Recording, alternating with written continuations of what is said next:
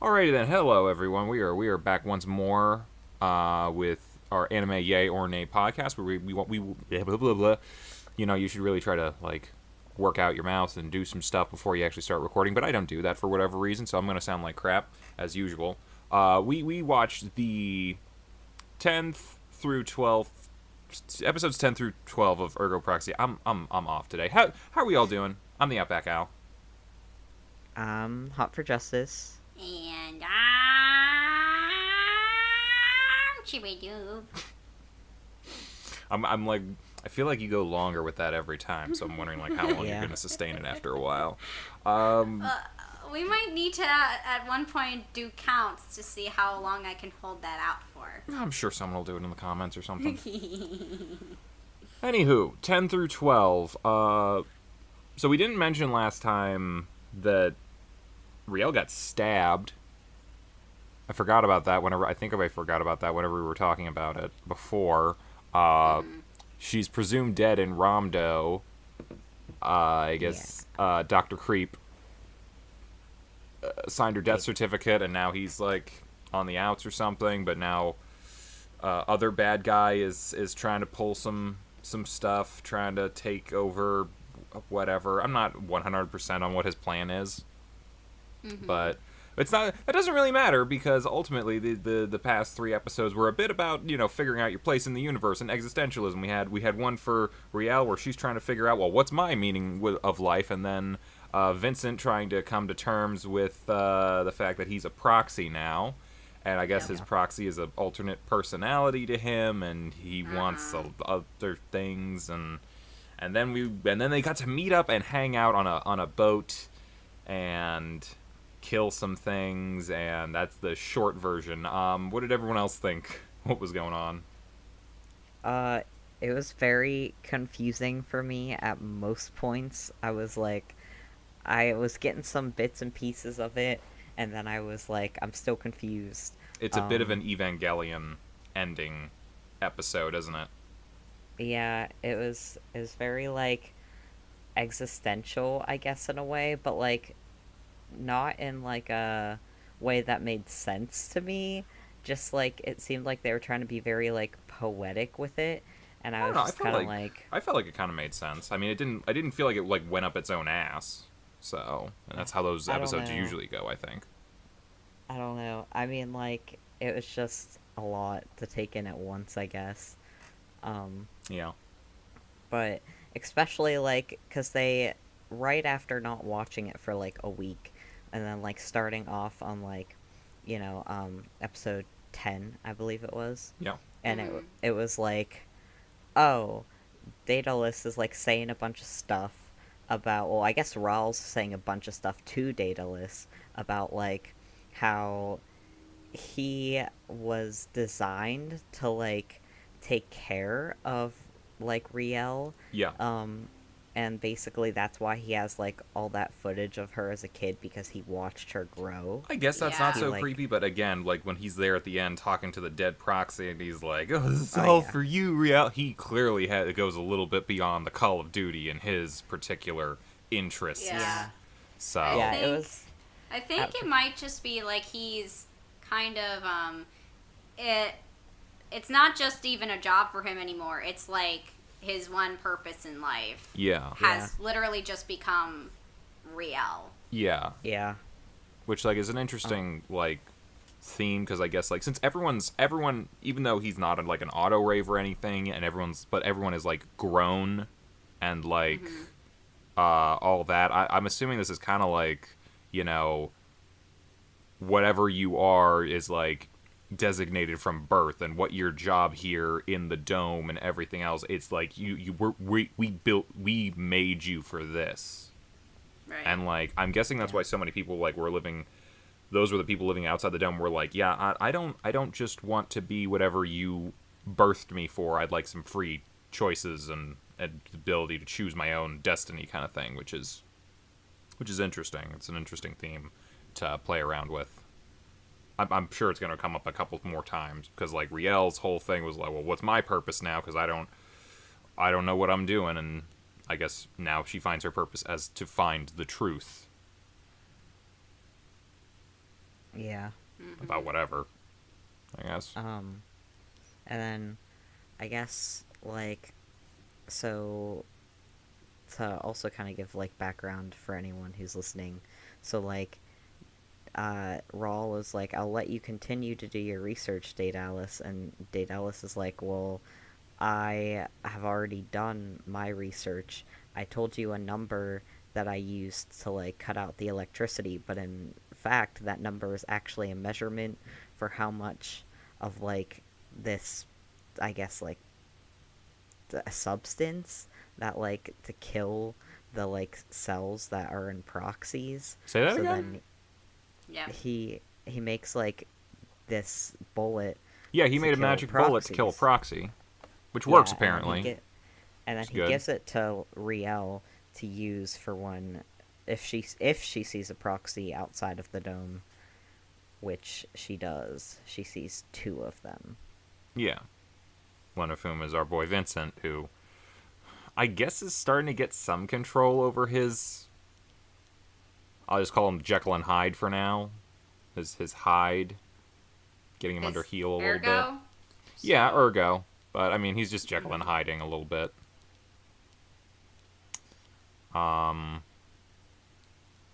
Yeah, he's got a bit of a... I'm like... the fact that he, like... I understand doing, like... In regard to, like, the... he dropped the power in the dome to do his experiments. But, like, he was testing it out a little bit and, like, doing tiny, tiny increments of time that the power would shut down and turn back on so, like, people wouldn't really notice it. Oh, it's just an accident, it's just an accident. But then he, like... He took it down to match his exact, like, citizen serial number. Yeah. And I'm like, that is something like the Riddler or the Joker would do, where you have to sign your crime. Ah. And I'm like, you may be a megalomaniac of some kind. I'm like, this is just going along with my whole idea that the big bad in the end is going to be Dr. Creep. I don't know. I don't think he's that bad. He's going to be the big bad that comes out at the end when everyone thinks the big bad is dead. Like, right now, I think they're trying to make it out that what's-his-face? Ascot dude. Yeah, him. Yeah.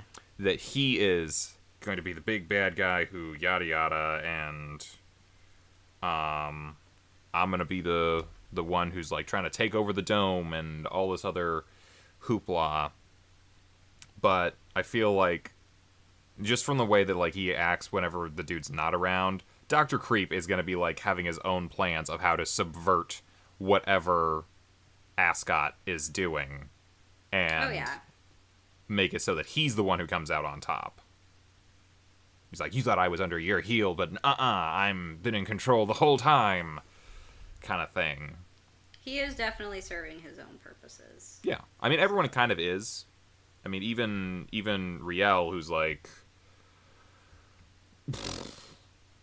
Who didn't shoot Vincent. Well, not that, but, like, whenever Vincent's like, hey, I'm in love with you, by the way, she took that remarkably well and was just like, yeah, I guess I'll just roll with this. So she's just going to use the fact that Vincent, I guess, is in love with her to get whatever she wants. So everyone is really just out for their own stuff. I guess including Vincent. Pino seems to be the only one who's like, hey, I just like being around people. Right. Yeah. She's so innocent, and I love how she's just so pure. Yep. She, like, literally knows nothing. Yeah. Yeah, she's just, you guys are nice to me, so I like you. That's it. So that's good enough for her. I'm pretty sure Iggy's infected with the Cogito virus now that he's been in contact with I don't know. Pino. I think if he is, no one knows about it yet because, like, that's why Riel doesn't want him to go near Pino. Well, he already did, so, and like, I don't know that it's gone full on yet, but, like, he clearly had reservations about, because she sent him back to Ramdo without her, with a dead proxy that they found. And he was like, no, I shouldn't leave you out here alone. She gave him a direct order, and he followed it, but there was that moment of, like, hesitation that, like, I don't think he would have had he not been infected. I don't think he's, like, fully realized that he could probably control himself now, but I think he will. I don't know, because didn't Daedalus mess with him too? He messed with him in regards to he doesn't have a direct connection to Riel's grandfather and like the whatever the statues are, the council of whatever. It's basically like she can't be big brothered anymore. Yeah, she's Iggy is in incognito mode right now. Yeah, but like, who knows what else he did to it? That's fair. I don't know that the guy really wants to mess around with the Cogito virus that much, because I don't think he wants any of his robots to have free will, because that would probably be bad for him in the end. But and on top of that, I don't think he would purposefully mess with Iggy too much, because he does care about Riel in his own sick way. I don't know. I guess we'll find out. Yeah. I'm sure we're going to see more of it, and we're going to see... because we haven't really seen Iggy on his own, and I think we will see that a little bit coming up as we kind of cut back and forth a little bit. I mean, I don't feel like we're going to be cutting back and forth as much, since now the two main characters are in the same area together, but, you know. I think that, since we're talking about, like, 3 episodes here, episode 11... is the one that specifically was, like, too much for me. Like, I know that the bookstore. It was, like, a big ol', like, hey, you're in this bookstore place, which is actually, like, a realm of the dude who's in charge of, like, memories or whatever. So, he was, like... I guess, you know, that's when Ergo Proxy started talking to Vince, and it was like, remember that you're me, basically. And Vince was, like, trying to deny it. Yeah. And it kept going back and forth with these sequences of, like, you know, Ergo Proxy, like, tormenting him to try to get him to remember. And that's what was, like, a little confusing. Like, I understood, I think, overall, like, that it was just, like, one big kind of, like, mind thing. Like, I'm pretty sure that was like literally all in Vincent's head. Yeah, but it was like still just like, wow, that was a lot. Yeah, well, I mean, when you have two personalities and one's an immortal god of some sort that is the agent of death and causes destruction, I'm sure you're gonna have some trippy dream sequences every now and then.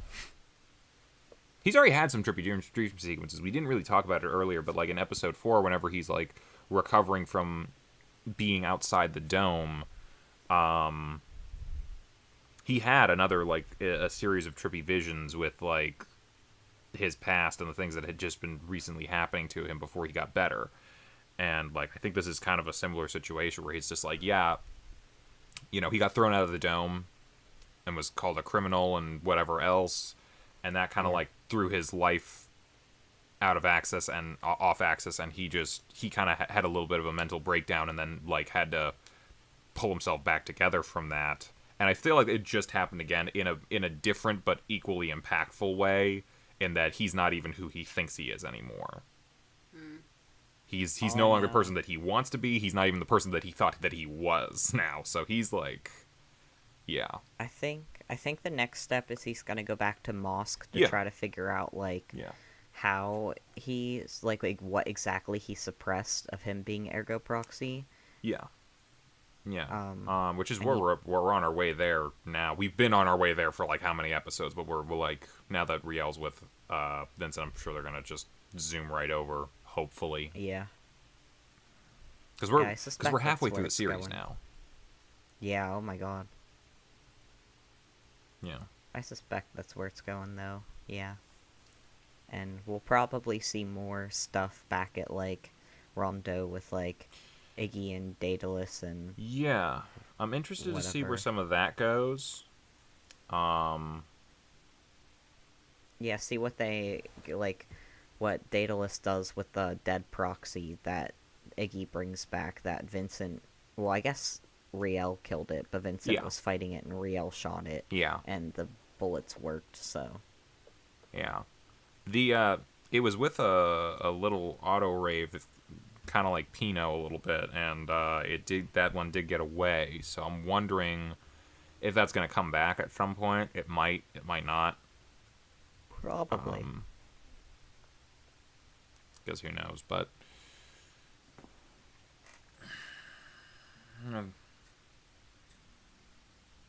I did want to say one thing in regard to like Vincent and the like his identity crisis that he's been kind of having. I'm a little bit worried for Riel going forward, because like apparently the only thing that is consistent still with him is that he thinks he's in love with her. Mm-hmm. And she might have played into that a little bit too much. So I'm a little worried about the situations that she's kind of putting herself in, because like I don't think he would hurt her. At least he definitely stopped Ergo Proxy from hurting her, but like I'm wondering like what's gonna happen when she's like, yeah, I don't actually love you, I'm just like doing my thing here, because it's gonna come out eventually, and he might lose himself a little bit more. I don't know. I mean, it's not like she told him straight up that she loved him. She just like kissed him back so she could get her gun. Yeah, but he doesn't know about the gun, I don't think, at that point. I don't think he knew that she was gonna try to shoot him. He was just like, hey, I'm in love with you, blah blah blah, and then she kisses him. Even if she was did it for ulterior motives, I don't know that he knows that. That's true also. So yeah, so who knows what he feels and what he thinks. I don't know, either way it's probably gonna end badly. That seems to be the par for the course for like dystopian future type things. Mm-hmm. Maybe she'll die for real this time. Haha. What I am interested, like, I don't know if you guys remember in episode 10, like, whenever Riel's in that town with no people, just robots, and they're all just, like, running their little things. Yeah. At the end, the one robot, like, stopped doing its job. And it's kind of like, I mean, they brought it up a little bit in the following episode whenever they're talking about does the universe exist if it's not perceived, and like that was a lot of what like Ergo Proxy was talking about. Like if I the only reason the world exists to me is because I am here to witness it. So now it's like that town no longer has any witnesses, so does it still exist in some degree? And I'm wondering if the robots are going to be like, well, no one's here, why am I doing my job now? And I'm wondering if that's what happened there. I don't actually know if we're going back there or not. It's just, like, it's I feel like this show is just kind of like Ghost in the Shell. It kind of, like, makes you wonder about certain things. It just hits you with a little bit of philosophy. It doesn't really give you an answer so much as just postulates an idea to you and lets you kind of think about it a little bit. Yeah. Because, like, even Ergo Proxy was, like, talking about, like, if humanity completely was destroyed and was gone, and no one was there to witness or perceive the world, would the world continue to exist? And in his opinion, I don't think it would. I don't know. I don't know. It's a little heavier on the philosophy side, I guess.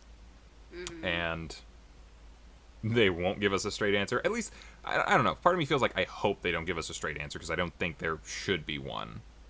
And it should just be there to, like, provoke thought. But I know it's going to come up more in the future, because, like, why wouldn't it? And we're going to get more of Pino becoming human. Pino had an interesting time this time around. I mean, I feel like I'm bringing that up a lot. Like, it's like Pino's there the whole time, but I don't always notice her until, like, something really crazy is happening to her. Right. She's just banging around in the background, like, playing her little flute thing, and then suddenly she falls down a pit and is being chased by Frankenstein.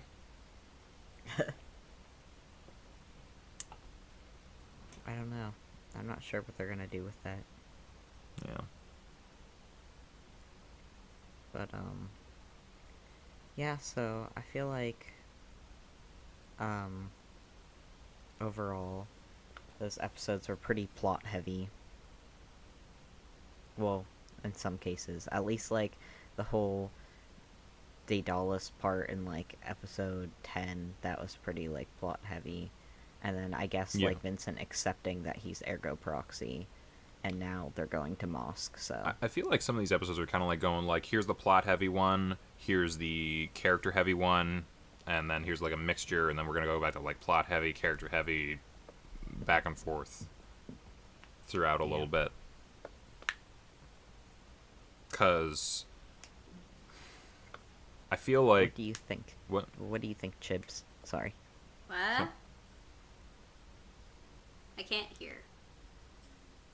What do you think about how the plot and like character stuff is going? I mean, it's going about as pretty much I would expect it to be going, since it's like midway through the series right now. Yeah.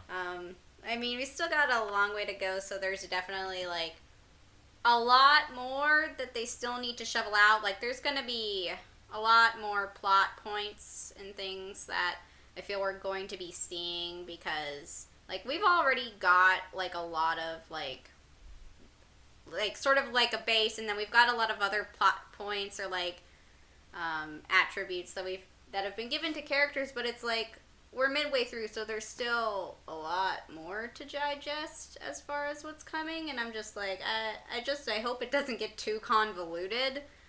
Yeah. Because that kind of like, sometimes that ruins a series for me. It's like, you had such a good idea, and then it made me go cross-eyed. Yeah, and that's what I was kind of worried about last time as well, where it was like, are they either going to give us an answer that is just like too much of an answer, that's just going to be like, oh god, or they're going to give us like no answer, and we're going to be like, well, what were you trying to say here? Yeah. And it's like, finding that balance is going to be important, and I'm still holding out hope that I think they'll be able to do it.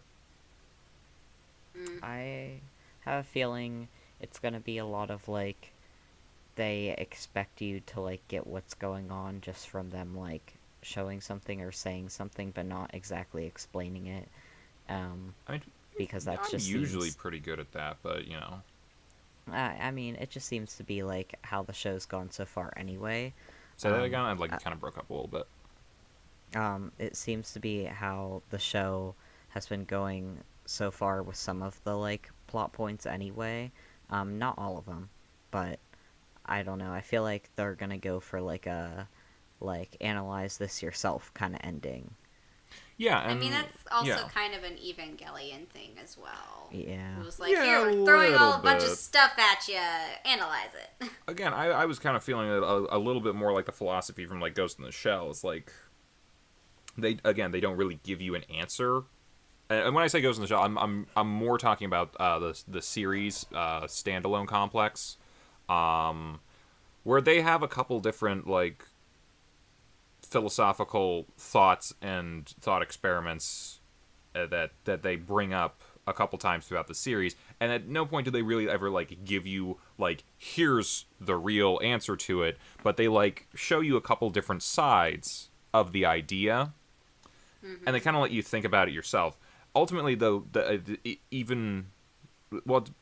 philosophy is important to the plot of Ghost in the Shell, but it doesn't. You don't necessarily, if you don't understand the philosophy, can't enjoy the main plot of the show. And I think the show is kind of similar in that regard. Like, I feel like we are going to get a little bit more philosophy and more, ponderings on existence and how it works, how we work, all that kind of existential stuff. Again, since I said episode 1, it's like androids dream of electric sheep. That's a big element to that. But I don't think it'll hamper the plot from going where it needs to go and what it's going to do. Right. I hope. I think anyway. I think, therefore I am. They brought that up a few times. Yeah. They did. Ergo Proxy is like, I think, therefore you all exist. Yeah. But yeah. Any other thoughts on it? I feel like the art's still keeping up. Like, I think we mentioned like the last couple episodes where it was like we've noticed points where it dips. Even when it dips, it doesn't dip that much, which I'm impressed by. It's pretty good overall. Yeah. I like how, to show us that Riel was talking to her younger self, Yeah. in that, like, dream, they, like, put the eyeshadow around her eyes. I had a feeling that was, like, her from, like, the beginning, but I was kind of like, this doesn't quite look right. And then, like, as soon as they did, I'm like, yeah. I had a feeling that's where this was going. But, yeah. Yes. What I'm wondering is, how's she going to do her hair now that Iggy's not around? Because apparently he's the one who does those, like, cattier things in the back for her. Maybe she'll just let it go. Oh, I also like how Vito just did not learn her name. She just calls her Scary Lady. I'm like, that's pretty accurate.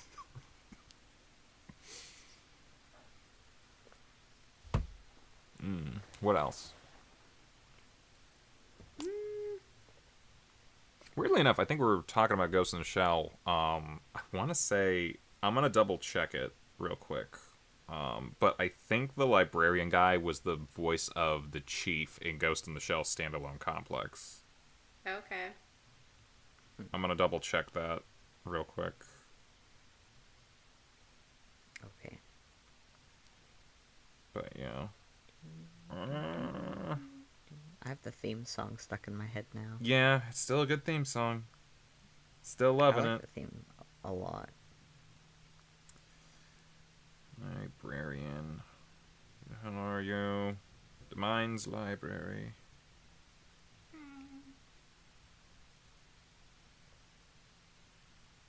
And I'm just gonna look up Ghost in the Shell. I know he had a name in there.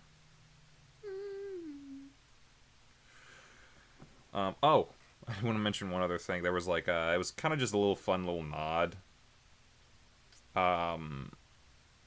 Whenever they're like showing like the graveyard with Riel in episode 10, because she was air quotes dead. One of the gravestones said head writer or chief writer Deo Sato, who was like the writer of the series. I just thought that was kind of like a fun little. I do kind of like that when they sneak names in like that.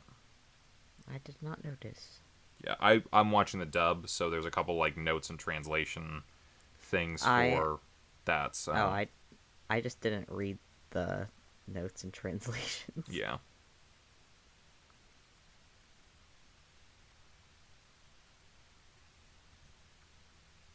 Yeah, no, I started watching the dub myself. Yeah, like I've been watching like the dub and the sub on and off depending on how I'm feeling. Like if I really want to get into it, I'll throw the sub on, but if I want to just like have it playing in the background while I do other things, I'll just throw on the dub. That was the chief. Okay.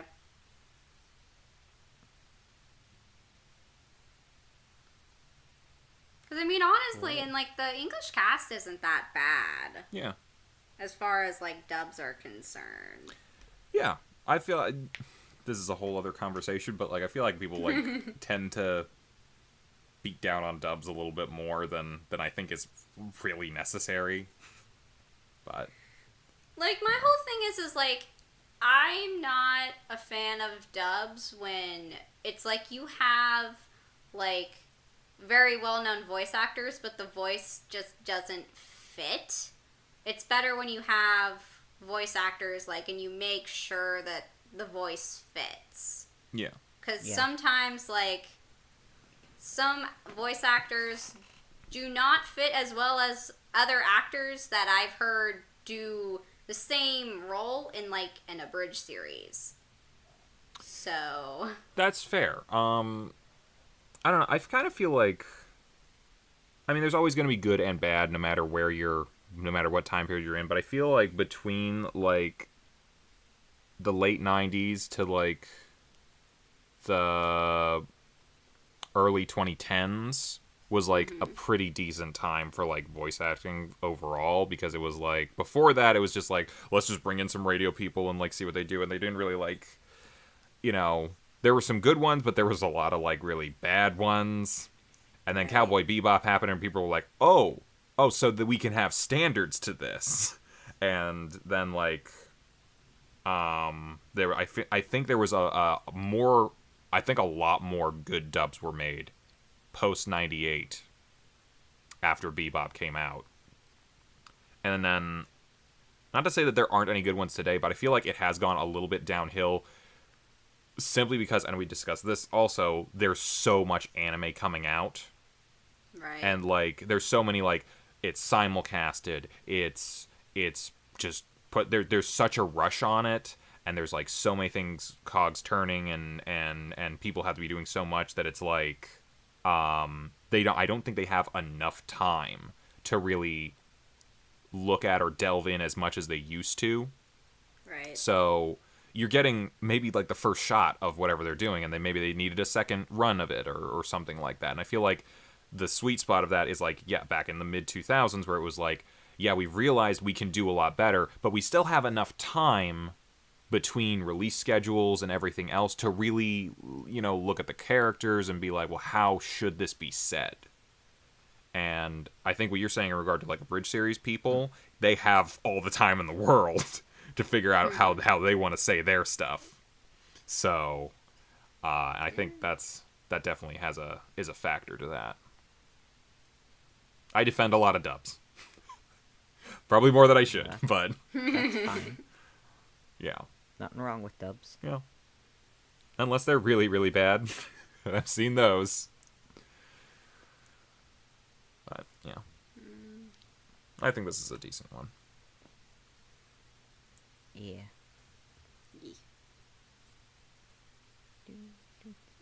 I don't know. Any other thoughts anyone else is having on this? Anything else that's going on? Do we have any new questions? Obviously, we're going, yay, we're going to continue this, so. Yes.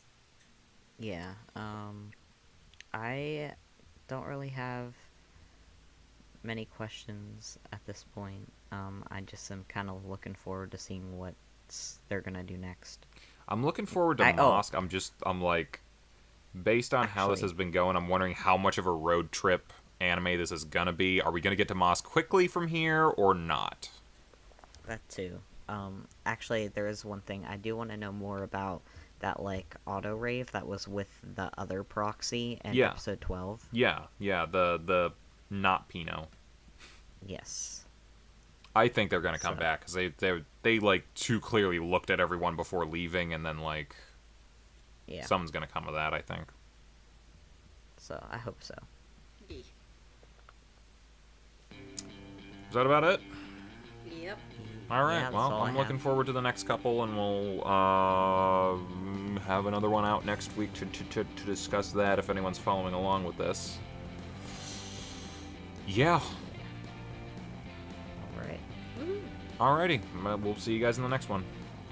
Bye-bye. Bye. Bye!